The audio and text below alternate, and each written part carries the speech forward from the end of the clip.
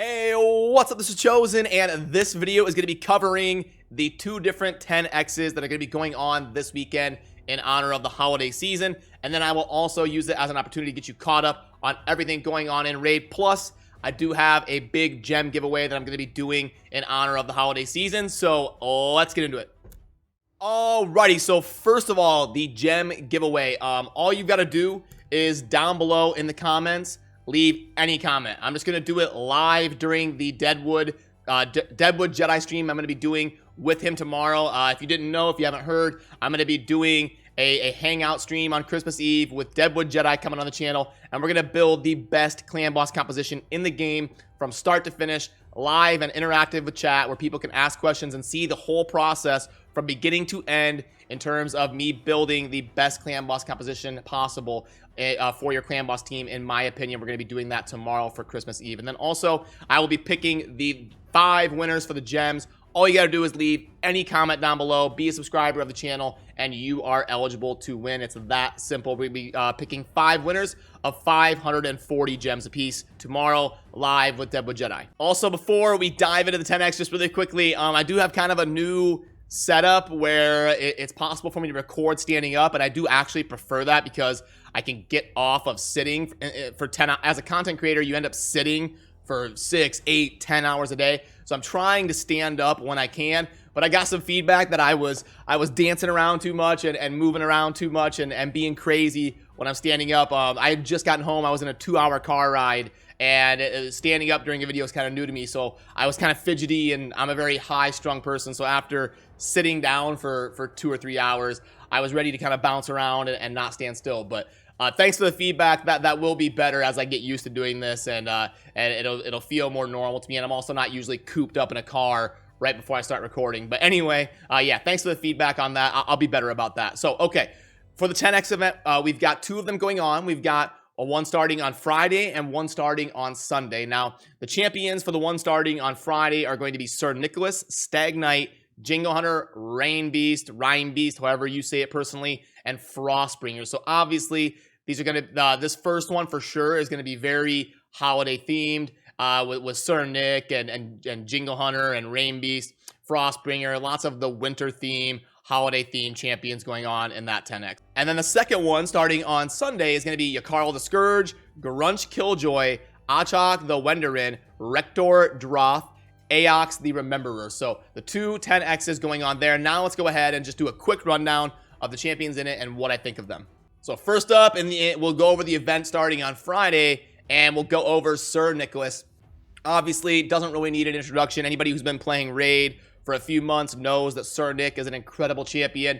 Very good account progressor. He's an account changer for any new player that gets him. So very well-designed champion. Super good, but not broken OP.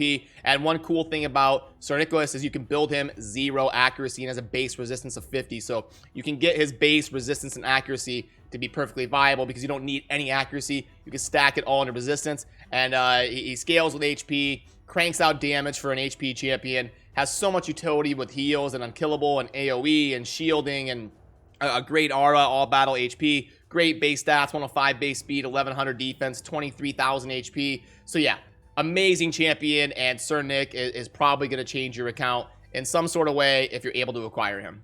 Stag Knight is also going to be in that first 10X, and wow, another amazing account changing champion. So I've done a lot of account takeovers, probably over 100 in my time playing Raid. It's a service that I offer on stream and off stream to help people develop their accounts, and something I do on the side. And I would say Stag Knight is one of the first champions I look for when I do an account takeover. He's up there with like Miscreated Monster in terms of being super impactful and helping you progress your account and progress content because of the A2 here. It's a booked 3-turn AoE, big version of defense break and attack break. So a lot of people forget about that attack, but in terms of progressing your account, it helps you so much in terms of helping your team be more tanky. It's basically an AoE buff to all of your allies' toughness because of the big version of decreased attack when you're trying to go through dungeons and stuff. Then he also has the A1 as a big version of decreased speed, which is going to help out Fire Knight, Spider, any of those boss fights, Faction Wars. It's such an amazing A1 to have even more utility on top of the amazing A3. And I haven't even mentioned the increased accuracy to make those debuffs more consistent for your team, and the amazing base stats. So yeah, Stag Knight is definitely a top 5 epic in the game. Some would argue top 1 for overall just progression of being an account changer for a new player. So definitely an amazing champion for this 10x event. Next is Jingle Hunter. Obviously, why not for the holiday season here? The selling point for Jingle Hunter is probably the 24% ally speed in your arena. That's a decent early to mid game aura for the arena when you're looking for a speed team that's going to go first. And he's got not an awful kit. He's a champion that doesn't see a whole lot of use outside of like early to mid game arena. I did use him a while back in the day for my speed team that I was initially using, and Jingle Hunter for the aura utility of that team. But yeah, Jingle Hunter all in all is mostly an average epic. Rain Beast is also in this 10x, and funny thing about Rain Beast, if you're a new raid player, you may not know this, but back in the day, Rain Beast was actually pretty broken. Like for early to mid game arena, no one could kill him. He was an absolute beast. He would just sit there and stall out 1 hour arena fights if you didn't bring the right team to deal with him. But they have reworked him since, and since they reworked him, he doesn't really get a whole lot of love or a whole lot of use. In the right team, he could probably get some alright value in certain situations, maybe Doom Tower and Faction Wars and stuff. But all in all, a mostly average epic now. And the last champion I'm going to cover as part of that first Friday 10x is going to be Frostbringer. Now, Frostbringer seems like she'd be really good. The heal reduction, so this A1 is going to be incredible for the Spirit Keep. If you're trying to progress in the Spirit Keep, A1, 100% heal reduction, you can't go wrong there. And then she'll also do the defense break if you've got the heal reduction up. So she can be all right in certain boss fight scenarios and progression scenarios like that. And then you would think the A3 here is really good with the speed buff and the attack buff on all allies. The 4-turn cooldown makes it a little bit rough. Someone like Apothecary bringing the 3-turn increased speed and turn meter is much preferred in my opinion. And then she's got the aura here in dungeons by 33%. So again, like the kit here is for an epic, it's all right, but she doesn't see a whole lot of like end game account progression utility or anything. So all in all, again, mostly an average epic. Then let's cover the second 10x that's going to be launching on Sunday. And first, we're going to go over Yakarl the Scourge, a new Void Legendary in the Barbarians here. And one thing interesting about this is the first time that they've done a custom background for a Legendary. I like that. It certainly sets the mood because Yakarl definitely goes with a frozen theme here. So it definitely matches the wintry background. But yeah, Yakarl looks fun to play with and looks like having some synergy with champions that plays freeze, and you could do some fun things with Yakarl. Does this look like crazy to me or like ridiculously account progressing to me? Not really. I don't think it's worth throwing hundreds of dollars of void shards or pulling everything in order to go for, but it looks like it could be fun to play with in the right situation. Grunch Killjoy looks like a really fun epic. We've got a bomber that can also do some CC here on the A1. Well, not really CC, but block buffs is a very, very good debuff to put on your opponents, especially in like a Faction Wars or any sort of progression scenario like Doom Tower where you're going up against waves. So and he's also got some heals and some cleansing, and yeah, I think Grunch Killjoy will be very good to help you progress in Ogre and Tribe Faction Wars. But yeah, looks like a solid bomber with some utility in the right situation and fun to play around with. Definitely an above average, pretty good epic. Then we've got Ashok the Wenderin. Again, looks like a fun epic. A lot of the epics they've been releasing have looked like they're going to be fun to play around with and are going to be pretty decent epics. And Ashok's no different. We've got the block debuffs, which is always great. The 1 turn is tough on the block debuffs buff, but strengthen for 2 turns is really good. And then we can get this book to a 3-turn cooldown AoE, freeze or HP burn, depending on what you're going up against. The aura here of defense in all battles is great. We've got a passive that does heals and turn meter fill based on enemies taking a turn. So can really snowball in a longer, more sustained team and in a fight that kind of keeps going and allows you to slowly kind of squeeze them and get more value out of your team than they're getting based on all the stuff you're going on in Ashok's kit. So yeah, in the right situation could really be a fun epic to play around with. Rector Droth looks pretty decent again. I love the A1, the Scepter of Authority, the great name for an ability. Scepter of Authority, I enjoy that. But yeah, the A1 decrease attack. We've got heals and Veil, continuous heal, revive is always a good mechanic to have on a support champion, and then placing perfect veil on them for 3 turns is pretty cool, along with the turn meter fill. 4-turn cooldown is semi-reliable, and then we've also got some passive here that brings some value to the table, along with a really good base speed and some decent base stats. So yeah, again, kind of a similar story to the other epics. Definitely an above average epic that could be really fun to play around with in the right situation. And the last champion I'm going to cover in this 10X is going to be ASUS the Rememberer. Looks super cool. Definitely looks like a Lizardman support. So definitely nailed it here on the aesthetics. Looks very interesting here, and I love how they kind of designed this champion. It's different than what we normally see in Raid and looks pretty cool. The selling points on ASUS are going to be the A1 poisoning. Can be good in a clan boss scenario, and also the debuff extending 2 random debuffs on the attacker when attacked. A pretty good, like a baby Vizier type effect, budget Vizier where you're extending debuffs on the clan boss and getting some decent value. So ASUS, again, similar story to lots of the other epics in terms of having potential and being a fun one to have in your account and play around with in the right situation.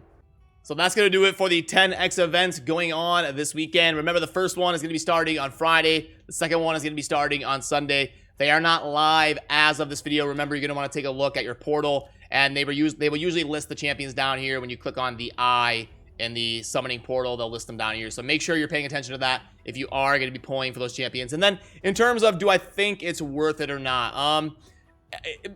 It's like any other 10X. I typically say it's better. The more optimal route for the vast majority of you is going to be to wait for a 2X event.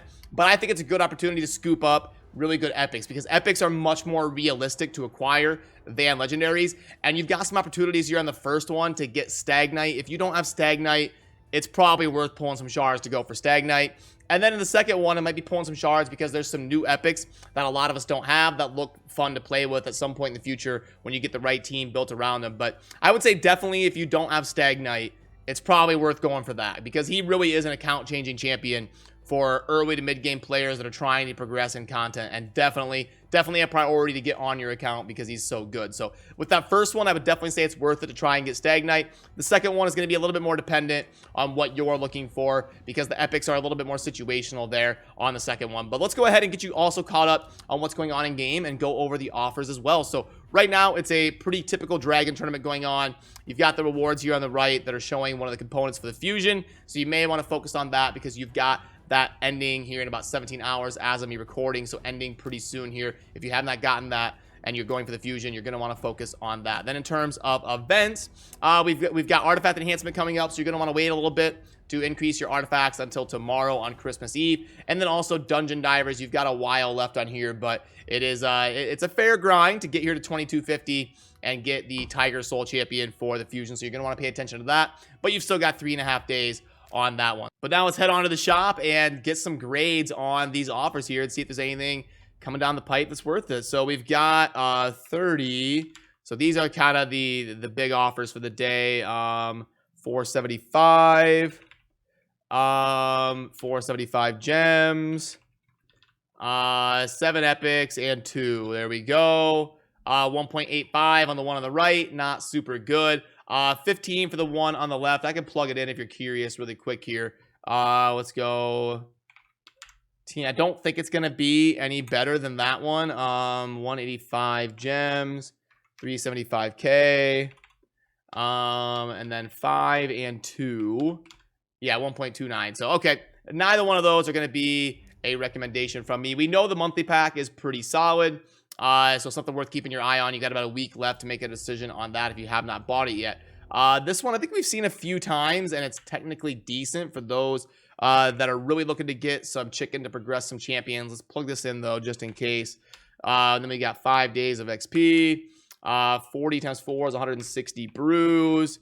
350 gens, got that. And then we're gonna go 8 and 10 on the chicken. We got I see you, Plarium. I see you using my calculator. 2.01. So depending on your account, it is technically a decent offer for some chicken to progress some champions there in terms of what you're going to see in game typically. Okay, 6-star artifacts.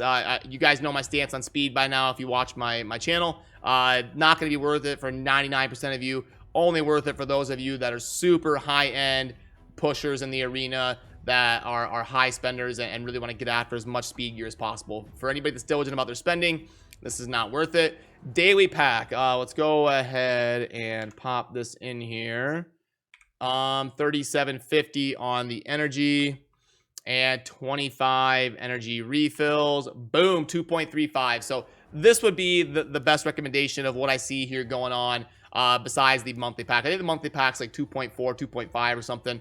But of what I see here, the daily pack is probably what I would recommend the most. It's not incredible, but it's a pretty fair offer compared to what we usually see. So yeah, out of everything going on here, that is the one I would lead towards recommending. So yeah, that's gonna do it for this one. And don't forget the gem giveaway. You are eligible to win if you are a subscriber to the channel and you leave any comment down below. You have a chance to win 540 gems tomorrow when I am doing the live hangout clan boss build with Deadwood Jedi. I still have to get in touch with him one more time. I haven't set the exact time. I'll release that infographic sometime today, but it'll probably be around like 5, 6, 7 p.m. Eastern. Somewhere in that like 2-hour window is when we'll kick things off, and we'll do the gem. I hit my mic here, sorry. We'll do the gem giveaway during that stream and pick 5 of you. Again, all you gotta do, leave any comment down below, be a sub to the channel, and you've got a chance to win. So yeah, that's gonna do it for this one. As always, have a great, happy holidays, and thank you for watching. Have a good rest of your day. Peace.